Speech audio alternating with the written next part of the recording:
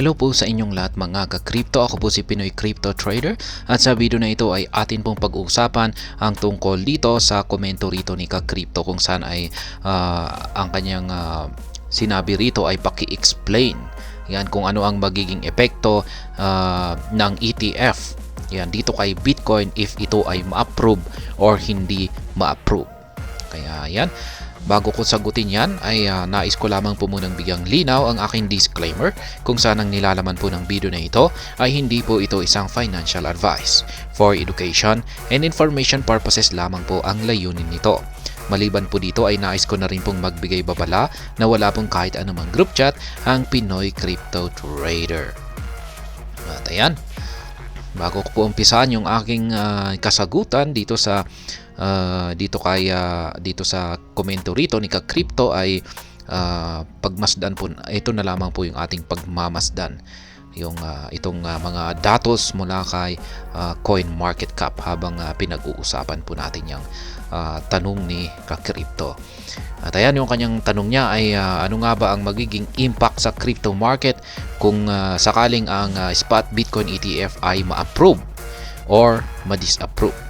Kaya ayan, umpisan po muna natin sa approval. Kung magkakaroon po ito ng approval ay unang-una ang masasabi ko rito ay magkakaroon po ito or magdudulot po ito ng increase demand at saka price. Tataas po talaga yung kanyang demand.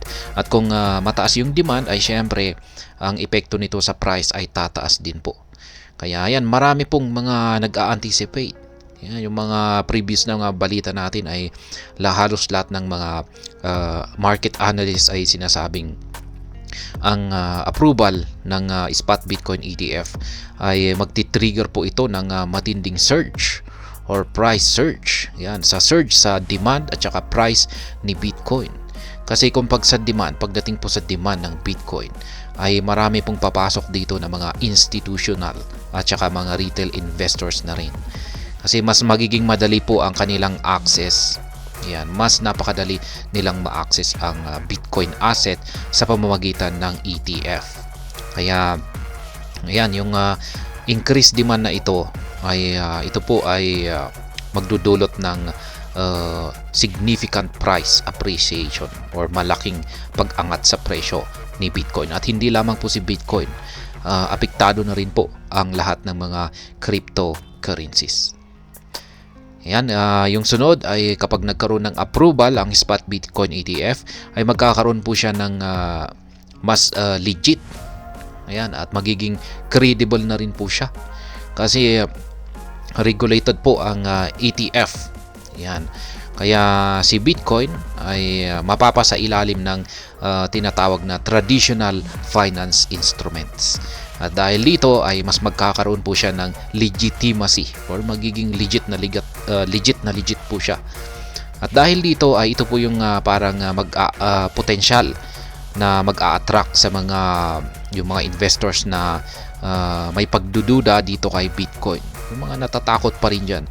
Siyempre maraming mga investors pa rin dyan na takot mag-invest sa mga crypto. Kaya yan, kung nagkaroon po siya ng spot approval sa kanyang ETF, itong si spot Bitcoin ay spot Bitcoin ETF ay yung mga investor na ito ay mas magkakaroon sila ng yung pagtitiwala at mag-i-invest po sila rito. Kaya ayan, yung sunod naman ay magkakaroon po siya ng boost sa kanyang liquidity. Ayan, lalago po yung kanyang liquidity. Ayan, kasi ang ETF ay ayan, yung liquidity ni Bitcoin ay mas magiging madali po ang pagba-buy and sell dito sa mga ETF. Ayan, kasi mga regulated exchanges po ang mga ETF. Kaya dulot po niyan ay magiging madali ang pagba-buy and sell dito at ang magbe-benefit po rito ay yung mga investor at saka mga traders. Kaya ayan, liquidity boost. At ang sunod naman ay magkakaroon po ng mas magandang volatility ang crypto market, lalo na itong si Bitcoin. Kung pag sinabi po nating volatility ay ito yung magagaling malalaking galaw sa market. Ayan, parang mga fluctuations. Ayan, pero kung pag tataas yung liquidity nito, yan, at mas maraming kasi tataas yung kanyang liquidity dulot po ng paglago or pagdami ng mga investor. Kaya ang kalalabasan po nito ay mas magkakaroon ng smooth na price movements. Yan, mas malinis po yung galaw ni Bitcoin. At at maliban po diyan ay maiiwasan yung mga malalaking mga fluctuations na yan. Yung katulad kung pag pinagmamasdan po natin, kung pag chine-check natin yung mga charts, ay yung mga tusok-tusok ng mga candlesticks, mas maiiwasan na po natin yan. At yan yung panghuli, kapag nagkaroon ng approval itong si Spot Bitcoin ETF, ay yung magdudulot po ito ng impact sa ibang mga altcoins. Hindi lamang po si Bitcoin ang magkakaroon ng benefit dito, maging yung ibang mga cryptocurrencies na rin. Ang buong cryptocurrency po ang magbe-benefit dito. Ayan. Ngayon ay yung sunod naman, paano naman kung pag nagkaroon ng disapproval ang Spot Bitcoin ETF? Ayan. Ang masasabi ko rito ay ang unang-una na magiging resulta po nito ay magkakaroon po ng short-term na price dip, or babagsak po talaga ang market price ni Bitcoin, pero temporary lang naman po yan, hindi po permanente, kasi dulot po yan ng pagkatakot. Ayan, at saka yung mga nagbabalak na gustong pumasok sa ETF ay yan nga, sila yung parang aatras na, kaya magkakaroon po ng short term na price dip. Kaya marami pong madidisappoint. Yan, maraming mga di-disappoint na mga investors dito.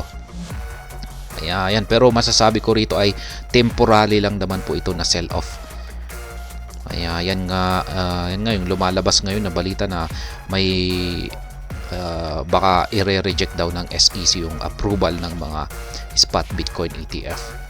Kaya ayan, marami nang natatakot at nagkakaroon na ng sell off. Kaya yan, pero masasabi kong temporary lamang po yan, hindi yan permanent. At ayan, meron ang sunod dito ay yung medyo magiging matamlay yung market. Kasi magkakaroon ng rejection talaga rito, at maraming masasaktan po talaga yung mga confidence ng mga investor ng Bitcoin. Yan. Kasi parang pinaasa po tayo na i-approve nila, tapos ayan, napakalapit na, tapos ganyan tapos i-disapprove pala. Kaya parang masasaktan po tayo niyan, masakit po yan. Kaya maraming mawawalan po ng confidence, at ayan, magiging matamlay ang market.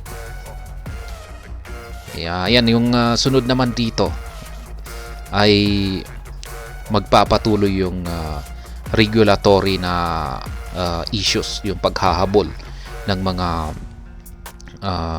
mga regulators. Ayan, patuloy pa rin silang maghahabol. Yan, para i-regulate ang mga cryptocurrencies. At yan po yan.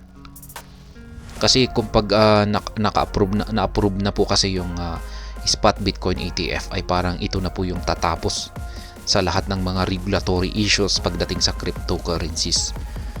Ayan. Kaya mukhang ayaw na mangyari yan ng mga regulators.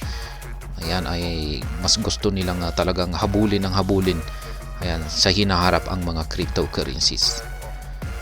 At yan, ang panghuli ay meron lamang magkakaroon kung pag na-disapprove po ang Spot Bitcoin ETF, ay magkakaroon tayo ng limited or limitado na institutional access. Ayan, dahil yan, yung mga institutional na ito yung malalaki na investors ng mga cryptocurrencies, or mga malalaking investor pagdating sa mga financial na mga bagay. Kaya kung wala po yung ETF, yan, kapag walang ETF, kasi ito yung parang nagsisilbing daan or tulay para sa mga malalaking institutions, financial institution, para makapag-invest dito sa mga cryptocurrencies. Ngayon, kung pag nagkaroon po ng disapproval, ay Ayan, medyo mahihirapan po talaga ang mga traditional institution na ito para pasukin ang market ng Bitcoin.